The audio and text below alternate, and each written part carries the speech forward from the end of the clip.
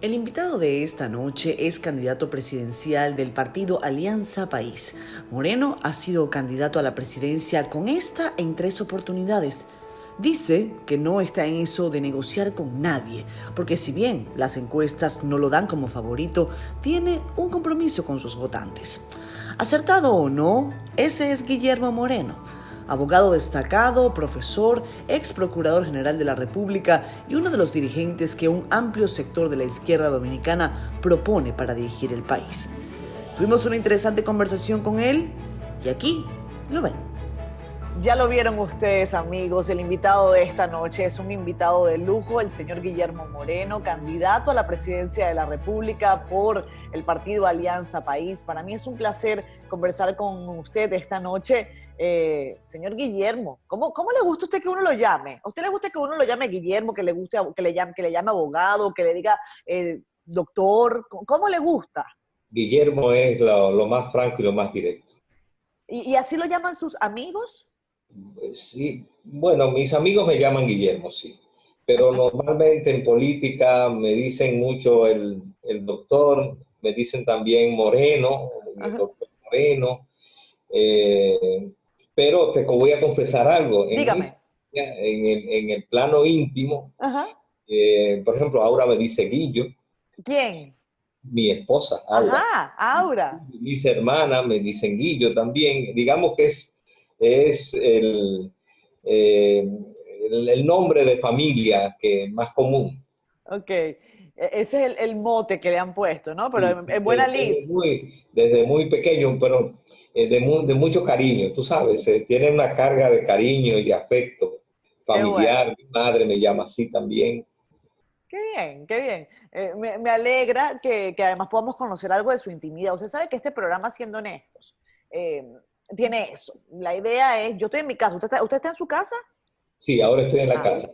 Y bueno, estoy así con traje porque llegué de una actividad, estaba así y para no perder tiempo dije, déjame ir ya. así, No, quedarme así. no, pero usted es de los que se quita los zapatos cuando llega. Bueno, todavía no realmente. Se lo Sí, digo porque yo he tenido que sí hacerlo. me gusta ponerme muy fresco, Ok. muy fresco. Ya, ¿no? Y en esta época más, con este calorón que hay en la República Dominicana propio del verano, pues uno también se pone fresquito en casa.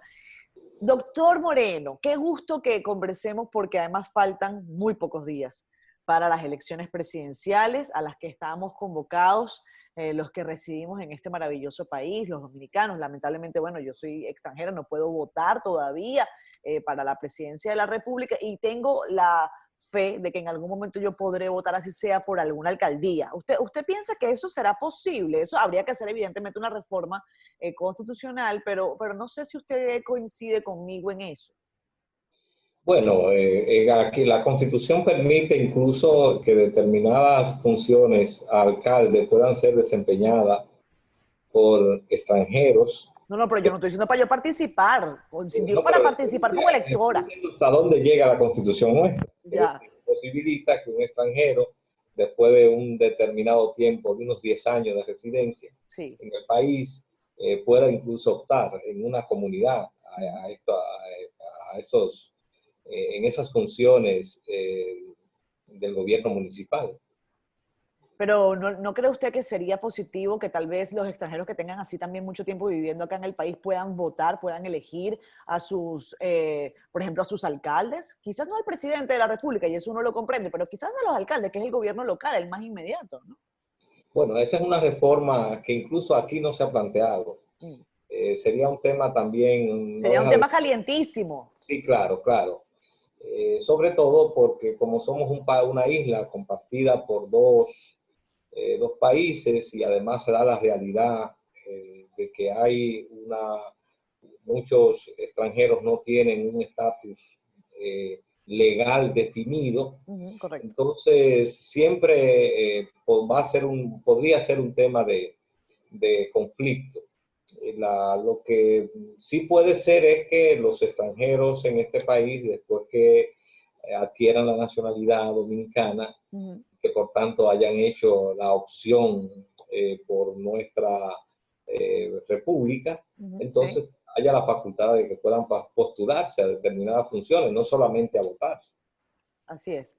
Doctor Moreno, ¿cómo se prepara usted para el proceso electoral del 5 de julio? Hemos visto declaraciones suyas recientemente con un tono muy crítico sobre el rol de la Junta Central Electoral como auditor. Hemos tenido definitivamente un año con muchos traspiés para poder desarrollar estos eventos que son los que fortalecen, por supuesto, la democracia. Yo no soy de las que piensan que las elecciones son las únicas que garantizan la democracia, pero definitivamente son una parte muy importante de ellas. Y hemos tenido muchos traspiés. Unas elecciones que se cayeron por incapacidad, dicen algunos, porque se metió una mano peluda, dicen otros dicen que fue un algoritmo, en fin. Después la otra fue suspendida. Ya vimos por qué, porque bueno, también hubo otra situación. ¿Qué piensa usted, doctor Moreno, con relación a las elecciones del 5 de julio? ¿Qué podemos esperar? Bueno, tenemos que celebrarla, las elecciones del 5 de julio. Nosotros hemos sido partidarios de su celebración porque no celebrarla significa nosotros caer en un vacío de poder que es muy peligroso para la institucionalidad democrática, sobre todo porque cuando se planteó la posibilidad de no celebrarla, un conjunto de bocinas oficialistas comenzaron a hablar de la prolongación del periodo del actual presidente de la República. Uh-huh. Y entonces, en ese contexto, nosotros fuimos partidarios y somos partidarios de que efectivamente se celebren las elecciones, en este caso el 5 de julio, y que se pueda definir la presidencia de la República y que tome posesión el 16 de agosto. Ahora bien, lo que nosotros sí creemos es que la Junta tiene que asumir con todo el carácter la responsabilidad que tiene. La Junta no se ha portado bien durante muchos meses en todo este proceso. La Junta tuvo una gran responsabilidad en el fracaso de las elecciones de febrero porque ese pleno fue el que nos vendió y el presidente de la Junta fueron los que nos vendieron el voto automatizado. Y entonces estar anunciando las maravillas de un voto automatizado y no haber tomado las medidas del lugar para garantizar que este pudiera fluir, entonces un acto de irresponsabilidad que nosotros incluso pedimos la renuncia de ese pleno. Bueno, ahora nosotros estamos de cara al 5 de julio y vamos a celebrar unas elecciones en condiciones especiales, no normales. Lo que hemos planteado es, primero, la Junta tiene la obligación de brindar confianza, porque hay una población que podría sentir algún temor de ir a votar. Y entonces la Junta tiene que brindar la confianza de que ir a votar el 5 de julio es lo mismo que estar en una fila del supermercado o ir al supermercado, o es lo mismo que ir a un banco. En ese contexto, la Junta tiene que mostrar que efectivamente en las elecciones del 5 de julio se van a seguir un protocolo sanitario lo suficientemente riguroso que no habrá ningún riesgo para nadie de votar. Y eso tiene que haber, primero, una campaña de publicidad muy clara.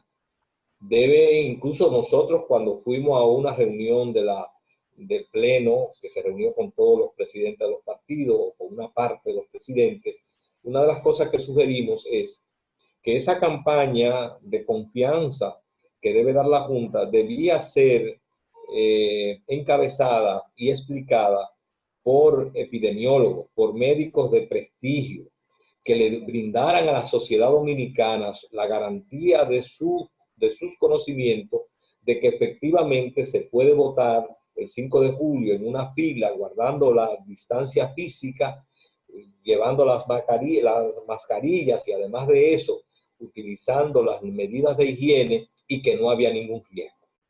Es decir, la Junta ahí tiene una gran responsabilidad.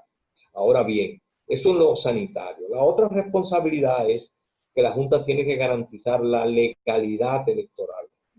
Este es un país donde las instituciones normalmente funcionan al margen de la legalidad. Y entonces se crean situaciones como la que acabamos de vivir con la candidata vicepresidencial del partido oficial, que al mismo tiempo de ser candidata vicepresidencial estaba presidiendo toda la oficina de asistencia social del Estado, es decir, y del gobierno.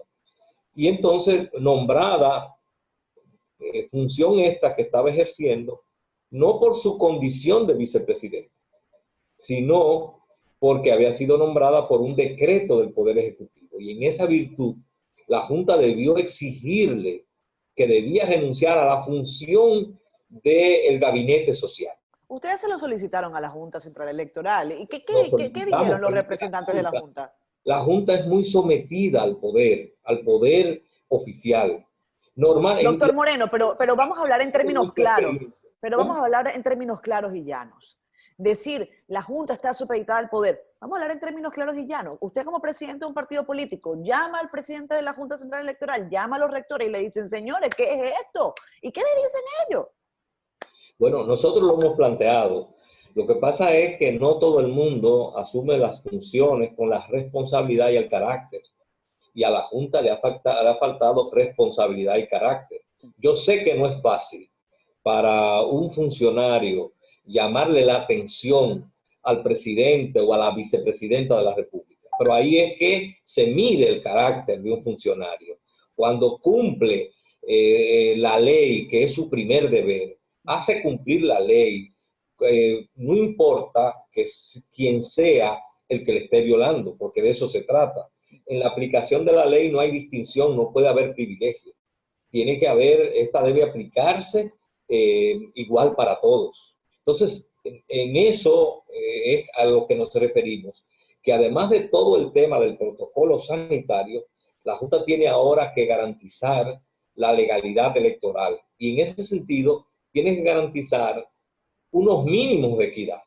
No puede ser que, por ejemplo, además de eso que señalo, de que funcionarios públicos utilicen recursos públicos, pero además el otro caso, ¿cómo es posible que si hay un toque de queda, que es por un decreto en base a una decisión de un estado de emergencia nacional, y a todos se nos prohíbe estar después de las 7? Y fíjese, una de las cosas ahora cuando estaba en la calle era precisamente llegar antes de las 7 Claro. llegar temprano. Entonces, si a todos nos comportamos así, ¿cómo puede ser que el candidato judicial tenga patente de corso para poder desplazarse? Entonces, la Junta no puede ser indiferente a ese tipo de desigualdad, a ese tipo de inequidad. Lo mismo, la Junta tiene que organizar elecciones limpias, elecciones transparentes. Yo oí un comunicado de esta semana del CONET diciendo que hay que respetar el resultado de las elecciones. Yo digo, sí, está muy bien, pero lo primero que debe decir el CONET, exigirle a la Junta elecciones limpias, transparentes, legales, con equidad. Porque el primer deber que tiene el órgano electoral es comportarse como un árbitro. Y la primera condición que tiene un árbitro es ser independiente e imparcial. ¿A usted le cayó mal Un eso que árbitro dice? parcial es una contradicción en los términos. Un árbitro que no se maneja con independencia y con equidistancia de las partes, entonces es una contradicción en los términos, porque entonces si está favoreciendo a uno, si está haciéndose de la vista gorda frente a uno, si voltea la cara frente a las violaciones que comete uno, entonces pierde es su condición de árbitro. ¿Usted es de los que cree que el CONEP es una institución aliada al gobierno actual, por ejemplo? Bueno, a mí, de una u otra manera, el CONET ha estado muy a pie juntilla con el gobierno. ¿Por qué será? ¿Cómo? ¿Por qué será? Bueno, no hay que ser adivino. Normalmente el CONET y el gobierno, los gobiernos del PLD han estado sometidos a la agenda y al modelo económico que el CONET propicia. Entonces, en ese contexto, hay siempre una especie de entendimiento. Y el CONET debiera ser el primero que, si realmente cree en la institucionalidad democrática, debiera pronunciarse y rechazar cosas como, por ejemplo, que hoy día la Suprema Corte de Justicia está siendo presidida por un activista político del partido oficial. Entonces, yo no puedo creer en esa institucionalidad, en esa visión de la democracia de caricatura que tienen empresarios y sectores empresariales, que los oímos hablar de la necesidad de la transparencia y de la democracia, y sin embargo no se pronuncian con hechos tan criticables y graves como este que le acabo de señalar. Pero no solamente pasó ahora, pasó en los gobiernos de Leonel Fernández, porque el PLD ha implantado aquí un modelo que quien lo inaugura es Leonel Fernández. Y todo lo que Danilo Medina está haciendo en materia de corrupción, en materia de falta de institucionalidad, las lecciones primeras las dio Leonel Fernández. Y también vimos cómo no hubo la reacción del CONEP. En el caso de Leonel Fernández, no hay que tener buena memoria para recordar que presidía la Suprema Corte de Justicia un abogado de mucho prestigio, pero un abogado que era un abogado asociado de su oficina privada. Entonces, esa ha sido una norma, es decir, donde tenemos muchos empresarios y sectores empresariales con poses frente a la democracia. Viven hablando de darnos lecciones de democracia y sin embargo en la práctica viven aliados y conviven con corruptos y con personas y con dirigentes y con presidentes que lo que hacen es y han hecho es pisotear la democracia y obstaculizar que en este país haya verdadera institucionalidad democrática.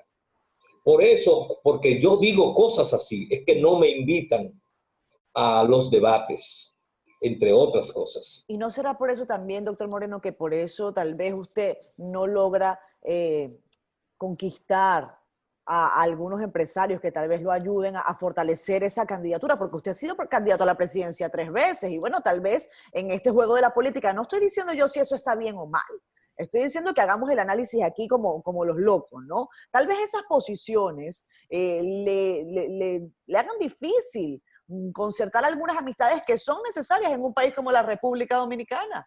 Le soy honesto. Para eso este programa. Le soy honesto, como dice el título de su programa, no me interesa apoyos condicionados a hacer connivencia con la impunidad ni con la corrupción. Prefiero que nos quedemos en la situación que debiéramos quedarnos, pero sí ejercer una política de principios y de valores. Por eso es que es tan importante Alianza País en esta coyuntura y en este sistema político, porque nosotros ni hacemos alianza negociando puestos, ni tampoco somos políticos transfugistas. Aquí hay partidos que si habláramos si el transfugismo fuera un síntoma de alianza, fueran los partidos más unitarios, porque tienen gente militante en todo el espectro político dominicano. Y eso no es símbolo de unidad. Nosotros creemos en la unidad, pero en una unidad y buscamos el apoyo, ¿no? Nosotros tenemos una posición de apoyo a los empresarios y a la producción nacional. Aquí pocos partidos defienden, como nosotros, la necesidad de impulsar un modelo de desarrollo productivo. Vamos a entrar en esas ideas ahora.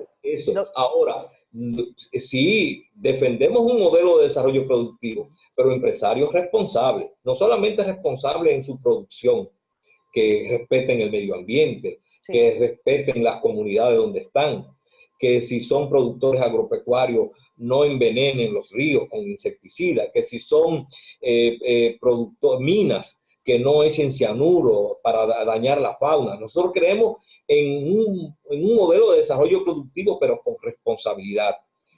Y si los empresarios quisieran al mismo tiempo apoyar una propuesta como Alianza País, nosotros con los brazos abiertos, pero no cedemos en nuestros principios. Nosotros creemos que este país necesita de institucionalidad democrática, pero de verdad, no una caricatura, porque lo que tenemos aquí, ese Congreso es una caricatura ¿Y qué grupo, qué sectores de esos empresarios lo señalan? No, viven negociando y viven agenciándose favores. Lo mismo, esa justicia, nosotros sabemos que carece de independencia. Nosotros propugnamos por una justicia verdaderamente independiente. Pero ¿qué hacen muchos de esos sectores corporativos? Que viven negociando con esa justicia para resolver sus problemas particulares. Entonces, son sepulcros blanqueados muchas veces. Tienen doble moral, doble cara. Nosotros no practicamos la política así. Y entonces, en ese sentido, somos claros y transparentes en nuestra visión de las cosas. Doctor Moreno, vamos a hablar de muchos temas que a mí me gustaría irnos al fondo, empaparnos, como quien dice. Y quiero que lo hagamos cuando regresemos de comerciales, para que no nos preocupemos tanto por el tiempo. Quiero que hablemos, porque yo también tengo que ser honesta. Yo he revisado sus propuestas, he revisado algunas de sus ideas. Con algunas coincido, con otras estoy diametralmente opuesta. Pero de eso se trata, ¿no? De eso se trata. Esa es la democracia. Esa es la democracia. ¿Usted se imagina lo aburrido que fuera la vida, un país? Ay, sí. Todos pensáramos igual. Estoy de acuerdo con usted. Ahora, la democracia tiene que ser manejada con diferencia de ideas, pero lo importante es que seamos capaces de ser tolerantes con aquel que disiente de nosotros, o nosotros con el que disiente. Tolerancia, buena palabra. Ya venimos. Venimos con Guillermo Moreno. Ya regresamos.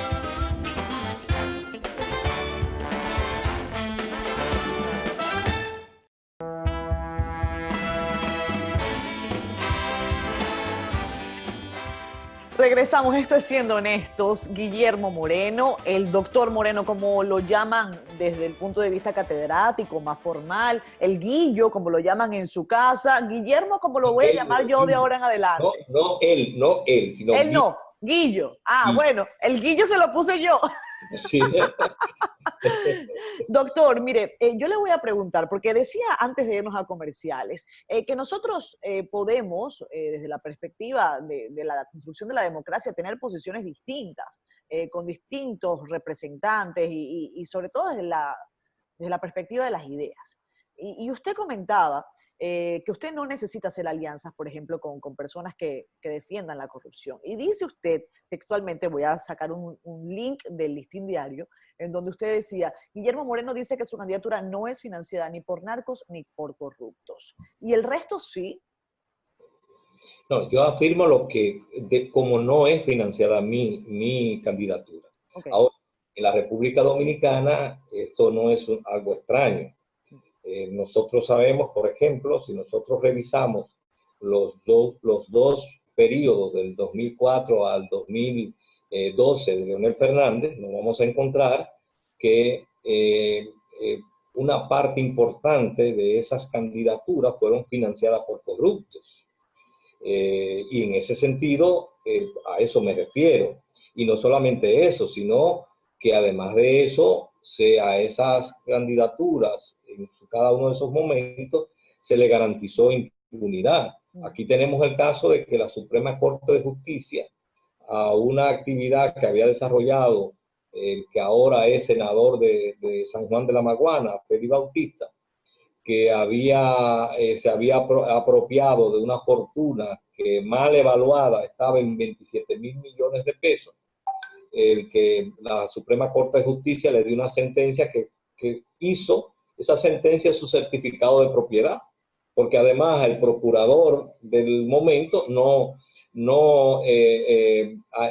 interpuso ningún recurso y por tanto se consolidó. Por tanto, Félix Bautista es el propietario de esa fortuna descomunal de 27,000 millones de pesos avalada en una sentencia de la Suprema Corte de Justicia, y ese es un caso, y le podría mencionar otros casos, el caso de la Sonlan. Son casos de corrupción que se utilizó se utilizaron. Todavía aquí no se sabe qué se hizo con los préstamos de la Sonlan. Todavía no se sabe.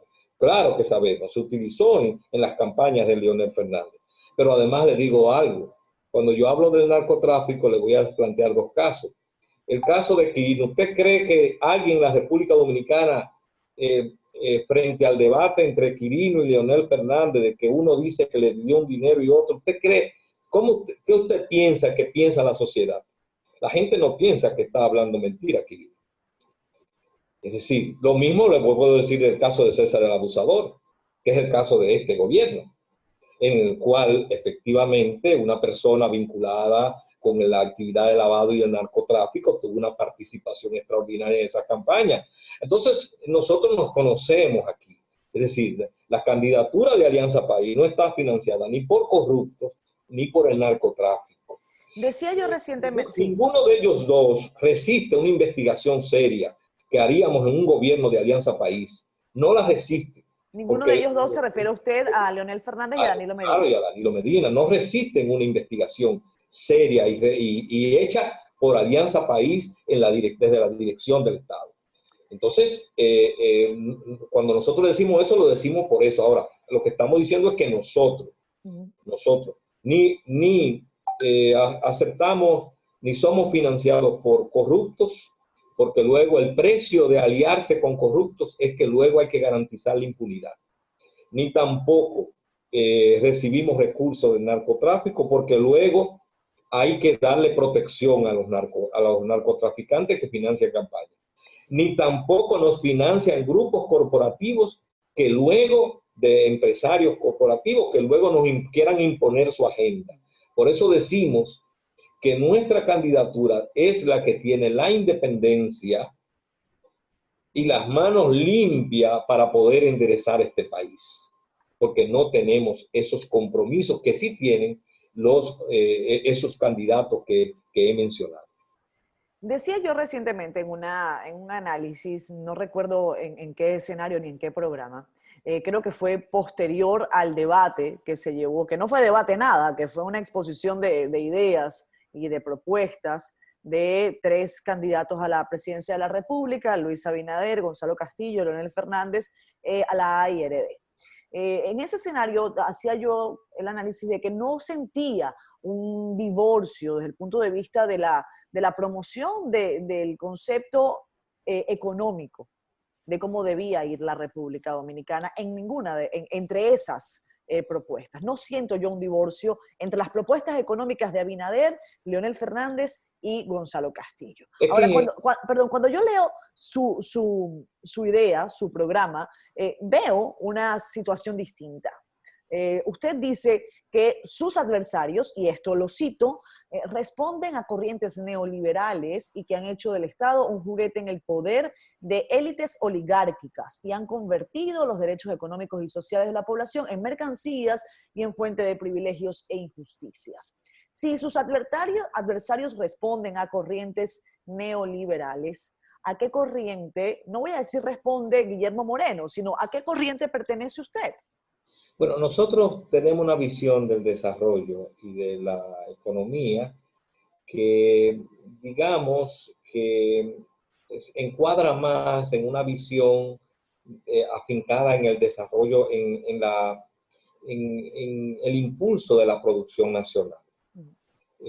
Nosotros nos concebimos como una propuesta progresista, y eso lo que queremos decir con eso es que nosotros vemos que la economía, todo lo que tiene que ver con la producción, la generación de riqueza, tiene que estar vinculado a la justicia social, que no es, la economía debe servirle al hombre y la mujer, y no el hombre y la mujer ser una especie de sujeto atrapado en función de la economía.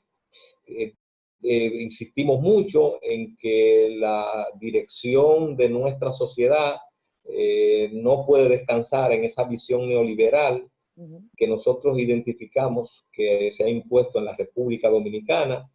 Esa visión neoliberal asume que el mercado es el gran regulador de todo y minimiza el papel del Estado. Y nosotros creemos que el Estado tiene un papel y es el principal propulsor, o debe ser el principal propulsor del desarrollo nacional. Eso no quiere decir que el Estado sea el propietario de las empresas.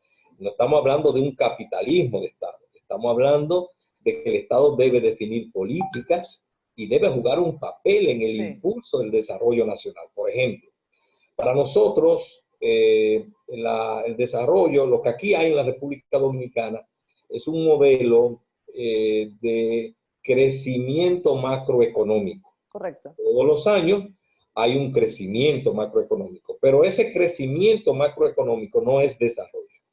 Es decir, es un crecimiento macroeconómico que no produce desarrollo humano. ¿Por qué? Porque ese crecimiento económico, que nos coloca en los primeros lugares de crecimiento de América Latina, pero se traduce con concentración de la riqueza, al mismo tiempo precariza los salarios, posibilita, en vez de crear trabajo decente, crea mucha informalidad, ha privatizado los derechos, y si algo ha quedado claro es ahora en esta pandemia de lo que es privatizar, por ejemplo, el derecho a la salud, en el cual la salud, la baja inversión que se ha hecho en materia de salud, ha quedado al desnudo. Esa privatización de la salud tiene también como condición que el sistema de salud, como está precisamente privatizado, es un sistema que funciona de manera reactiva frente a la enfermedad. Y nosotros propugnamos, y eso solamente lo puede asumir el Estado, por una visión de promoción de la salud, no de reacción frente a la enfermedad. Promoción de la salud significa que nosotros vamos a impulsar la salud preventiva, vamos a impulsar la atención primaria, creemos en el médico de barrio que viva en las comunidades y que al mismo tiempo pueda prever las enfermedades de las personas que viven en el barrio, que viven en la comunidad. Y eso no significa que no haya hospitales para reaccionar frente a la enfermedad, pero ese es el segundo, el tercer, el cuarto nivel. Pero el primer nivel tiene que ser la prevención y promoción de la salud y al mismo tiempo la atención primaria. Incluso nosotros afirmamos que esa es la forma más barata de atender y de satisfacer las necesidades de salud de la población, porque al Estado le sale mucho más barato prevenir las enfermedades cardíacas, estimulando una buena alimentación, estimulando el ejercicio. Le sale mucho más barato que tener que actuar siempre en situaciones de crisis, cuando hay un ACV, cuando hay un ataque al corazón, que ya son situaciones de crisis que son costosísimas. Entonces, le decía yo, sí, entiendo eso. Esta visión que está presente en esta visión neoliberal de que privatiza la salud. Lo mismo podemos decir de la educación. ¿Quiénes tienen educación de calidad en la República Dominicana? A pesar de que estamos invirtiendo el 4% del Producto Interno Bruto, ¿quiénes tienen realmente educación de calidad? Quienes pueden pagar en centros en los cuales hay todas las plataformas y las condiciones, y entonces la clase media dando todos los saltos del mundo, haciendo esfuerzos extraordinarios, teniendo pluriempleo para garantizarle a sus hijos una educación de calidad, tienen que enviarlo a un centro privado. Y sin embargo, se está creando, hay como dos repúblicas en educación. La república de los que tienen educación de calidad y la república de los que tienen una educación que no tiene esa calidad. Pero no ha sido por falta de recursos, doctor Moreno. No ha sido por falta de recursos, porque bueno... No, entonces ahí viene el otro elemento. Nosotros decimos, este es un régimen injusto y corrupto. Entonces, ¿cómo funciona este régimen? Cada vez que aquí hay un aumento, incluso por conquista de la sociedad, como pasó con el 4%, entonces lo que abre el gobierno, los funcionarios corruptos, lo que hacen es que abren una nueva cartera de negocios. Y entonces alrededor del 4% se abrió una nueva cartera de negocios. Y entonces resulta que se vendieron los solares sobrevaluados.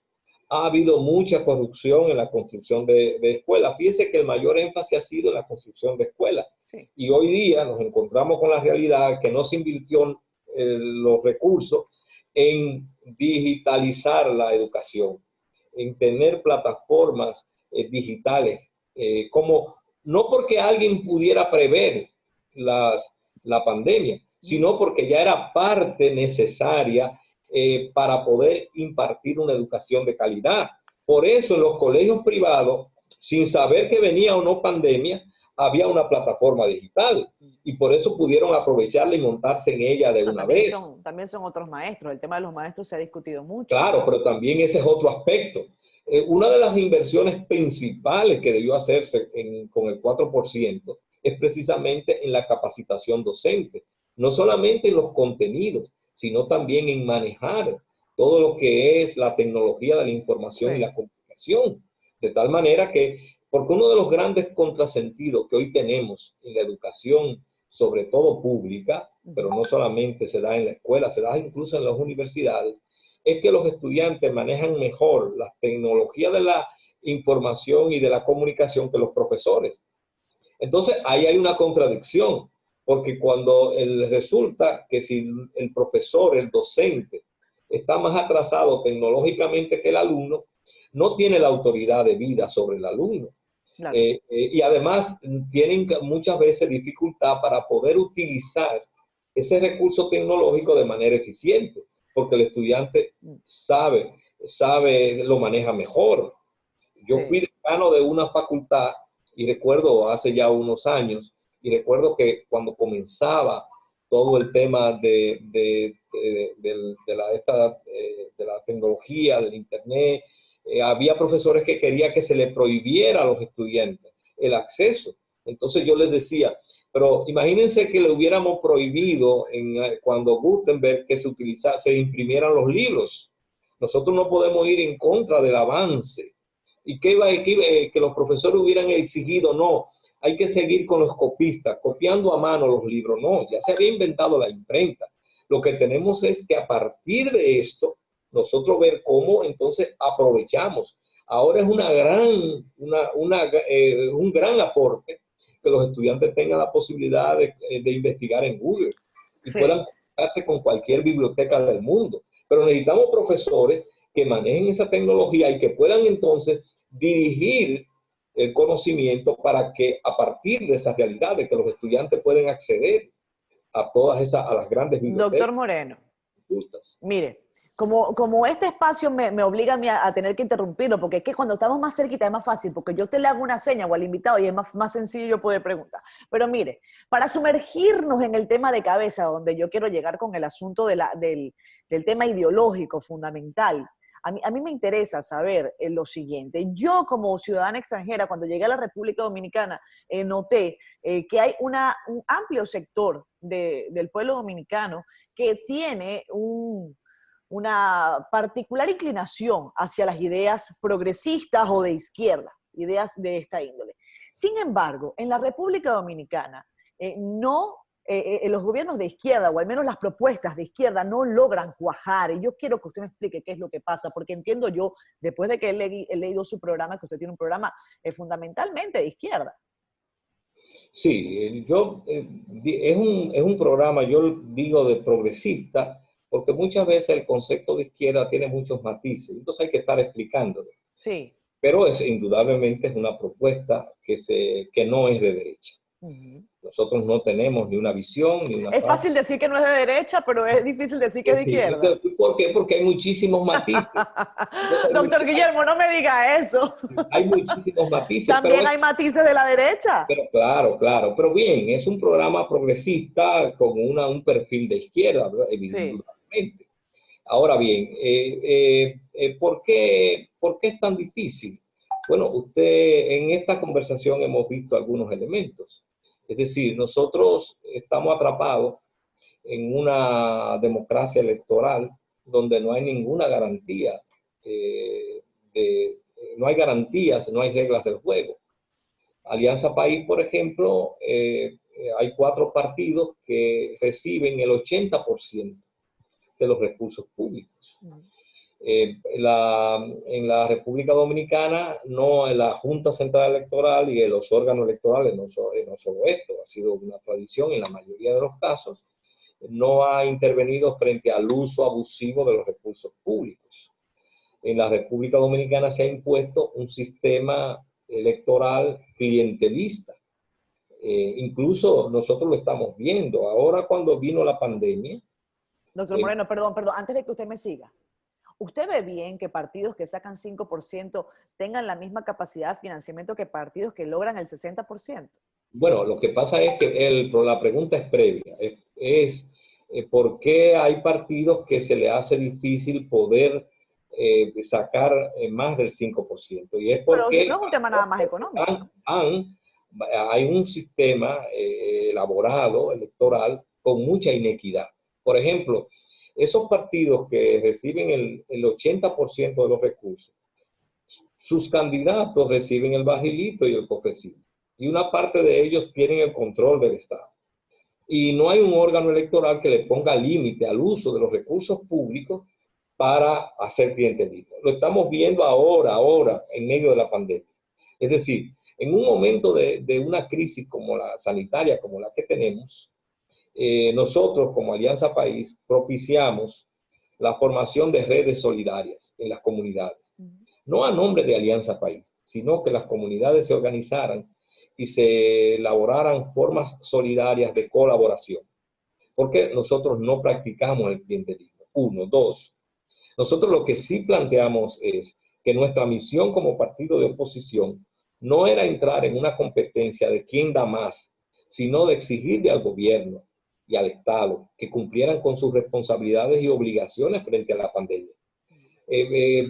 No resolvemos el problema de salud regalando un hospital o regalando una mascarilla o regalando alimentos. Lo que tenemos es que exigirle al Estado que tiene el presupuesto y que tiene programas y política y debe tener, que cumpla con sus responsabilidades frente a lo que fue, a lo que fue y lo que es esta crisis. Nosotros, por ejemplo, ¿cuál fue nuestra principal exigencia?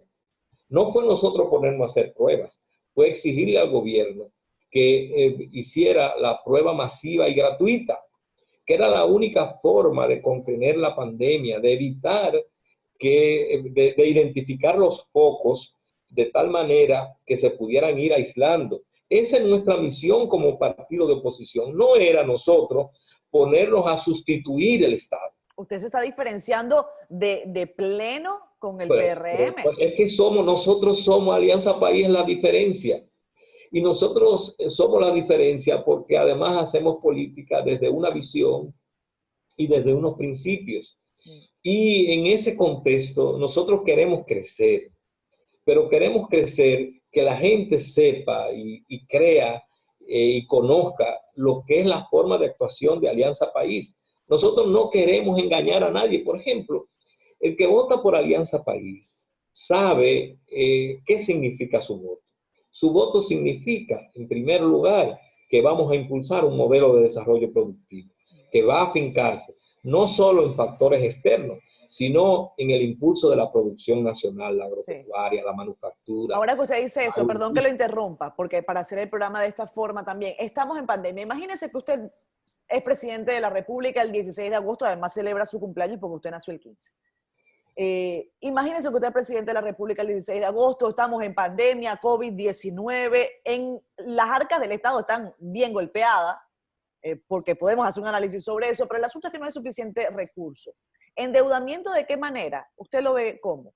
Bueno, lo primero es que nosotros hemos dicho que la deuda dominicana, la deuda pública, por la forma irresponsable que se ha llevado, en este momento es prácticamente impagable. Y que sería grave que nosotros no desarrollemos, sería una de las primeras cosas que haríamos, es desarrollar una estrategia de renegociación, de reestructuración de la deuda, que nos permita un respiro, porque los recursos que produzca el país no podemos dedicarlo al pago de la deuda. No es que no vamos a pagar, es que tenemos que reestructurar esa deuda y encontrar los mecanismos, sea como país o sea como grupo de países de la región, que podamos plantearle a nuestros acreedores la reestructuración de la deuda. En segundo lugar, la mayoría de los economistas dicen hay que pedir prestado a Fondo Monetario Internacional, y eso es neoliberalismo. ¿Cómo lo haría usted? No, hay que buscar recursos externos. Sí. Ahora, lo que nosotros primero preferiríamos, en primer lugar, que sean organismos multilaterales, que nos da, digamos, mejores condiciones. Okay. En segundo lugar, esos recursos externos, lo más importante es en qué lo vamos a invertir. Porque usted oye a algunos de mis adversarios políticos y electorales hablando de buscar recursos externos, pero para seguir haciendo grandes obras. Y ya nosotros conocemos esa historia. Grandes obras aquí son grandes actos de corrupción. Tenemos la experiencia de Odebrecht. Es decir, aquí no hay modo de construir esas grandes obras que están acostumbrados los gobiernos del PLD sin que tenga un lastre de corrupción. Nosotros decimos no. Nosotros los recursos que busquemos es para hacer medianas y pequeñas obras que tengan un impacto inmediato en el bienestar de la gente. Por ejemplo, para nosotros es importante hacer inversiones públicas para reactivar la economía. ¿Pero qué? Nosotros preferimos hacer acueductos, porque no solamente estaremos creando fuentes de empleo, sino que le estaremos solucionando un problema vital a muchas comunidades que no tienen. Para nosotros es muy importante crear centros de atención primaria en las comunidades. Vamos a utilizar mano de obra, pero al mismo tiempo vamos a estar implementando la salud preventiva. Para nosotros es muy importante desarrollar, en vez de decir que vamos a construir 100.000 viviendas, nosotros quisiéramos desplegar brigadas para ir a reparar y a mejorar las condiciones de cientos y miles de viviendas que tienen piso de tierra, que tienen paredes de hojalata. Es decir, nosotros creemos que sí, que hay que buscar recursos internos primero, y en segundo lugar, posiblemente haya que buscar recursos externos. Pero, ¿hacia dónde entonces dirigir esos recursos para reactivar la economía? Porque es para eso, para reactivar la economía, para crear fuentes de empleo. Tiene que estar dirigido, en primer lugar, a que tenga un impacto en el bienestar de la gente. Y en segundo lugar, y esto es muy importante, a impulsar la producción. Nosotros creemos que hay que buscar la manera de reactivar la producción agropecuaria, que es necesario impulsar la agroindustria, es decir, agregarle valor a nuestras materias primas para tener una industria nacional, una producción nacional de productos agropecuarios. Entonces, para eso es que queremos buscar recursos, porque esos recursos que vamos a buscar, que vamos a inyectarle a la economía, que van a generar empleo, también van a generar unas condiciones diferentes de la situación que hoy vivimos. Cuando aquí se construyen, por ejemplo, estos grandes elevados que resuelven problemas, digamos, en muchos casos que lo que hacen es llevarnos más rápido al próximo tapón, porque al final quedamos atrapados. Sin embargo, eso no tiene impacto en la solución de esos problemas que tiene la gente. La gente aquí tiene necesidades de alumbrado eléctrico, tiene necesidades de calles, de contenes en muchas comunidades. Una de las cosas que nosotros hemos planteado de manera muy clara es, nosotros no nos gusta el modelo de turismo de enclave. Exclusivamente. Yo creo que debe haber ese turismo de enclave, es decir, donde el turista viene solo al hotel y a la playa, muy bien, ese es un gusto y tenemos que respetarlo. Pero nos gusta también un turismo que sea más integral. Claro. Este turismo integral que implica que el turista no solamente viene al hotel, sino que se desplaza en el territorio. Bueno, pero ¿eso qué requiere? Eso requiere que nosotros seamos capaces de invertir en las comunidades a donde se van a desplazar los turistas. Eso requiere que nosotros le brindemos la seguridad ahora sanitaria, pero también la seguridad pública a ese turista que quiere desplazarse. Cuando uno va a Europa, el turismo de Europa es un turismo normalmente de caminantes. Uno va a un hotel y se va desplazando de un hostal a otro hotel, a otro lugar y va visitando. ¿Por qué? Porque hay esas condiciones. Nosotros podemos hacer un turismo mucho más integral, pero eso es precisamente si somos capaces de invertir en mejorar el bienestar, que en obras pequeñas y medianas que mejoren la calidad de vida de la gente. Doctor Nosotros, Moreno, mire. por ejemplo, necesitamos invertir en pequeñas presas.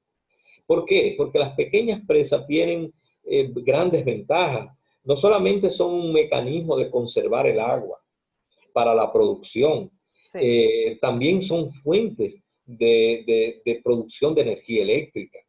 Y si combinamos esa producción de pequeñas presas con una utilización eficiente del agua, por ejemplo, de un sistema de regar por goteo o por medios presurizados y no por un sistema de riego, es decir, que aprovechemos con mucho mayor eficiencia el agua, que es un recurso vital.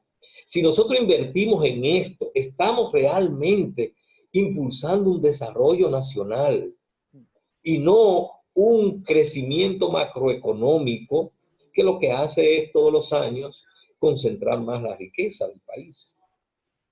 Mire, tenemos que irnos a comerciales. Cuando regresemos yo quiero que hablemos picadito para que podamos abarcar la mayor cantidad de temas posibles. Como le comentaba, nos queda muy poco para el proceso electoral del 5 de julio. Yo creo que hay unos temas que son neurálgicos y que no podemos dejar de tocar acá en Siendo Honesto. ¿Ya se quitó los zapatos? No, todavía. Aproveche y quíteselo. Nos vemos ahora después del comercial.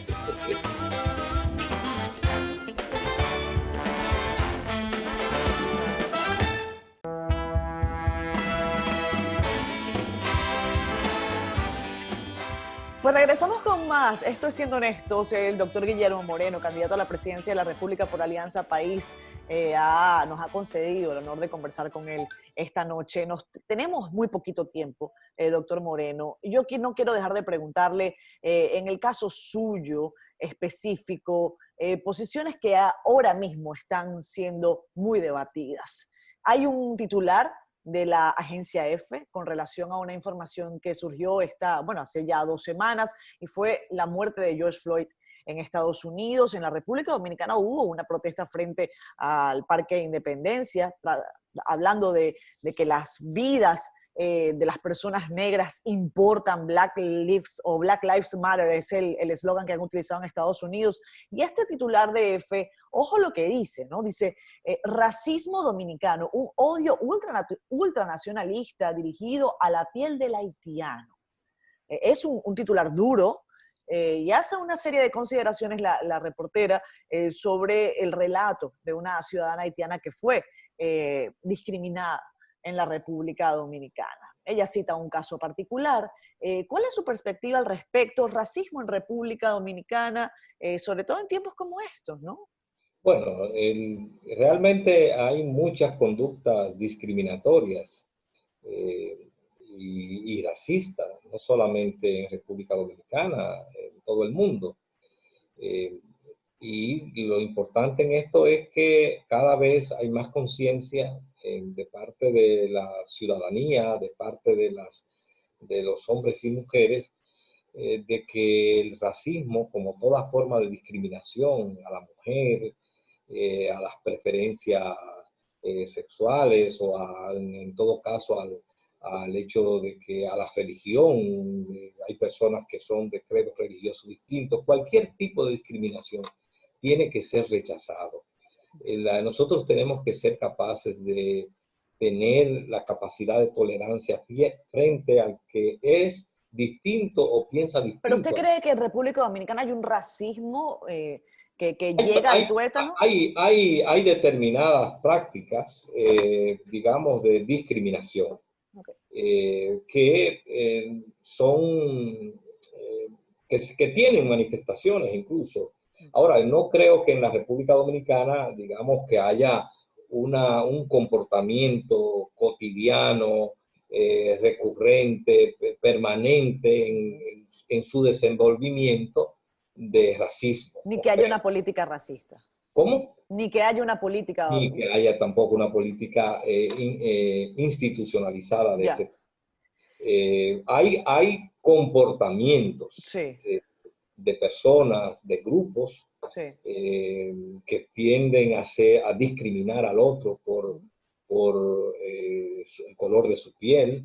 Aquí, por ejemplo, ha habido discotecas que no dejan entrar sí, está claro, a mulatos. Entonces, Pero eso eso son pasa, prácticas. eso pasa Pero también en otras partes decir del que eso mundo. sea una práctica institucional en la República Dominicana es totalmente incorrecto. Eso son prácticas correctas. Ahora, lo grave es que haya discotecas donde eso suceda y no haya autoridades que reaccionen Claro, inmediatamente porque nuestra Constitución garantiza la la igualdad de la igualdad, persona humana, correcto. al margen del color de su piel o de otras diferencias. Doctor Moreno, estamos a semanas de las elecciones, le decía yo. Conforme van pasando los días, se va polarizando el escenario. Eso lo sabe usted, porque es un político con vasta experiencia, ha sido candidato a la presidencia de la República. Con esta es la tercera oportunidad, ¿cierto?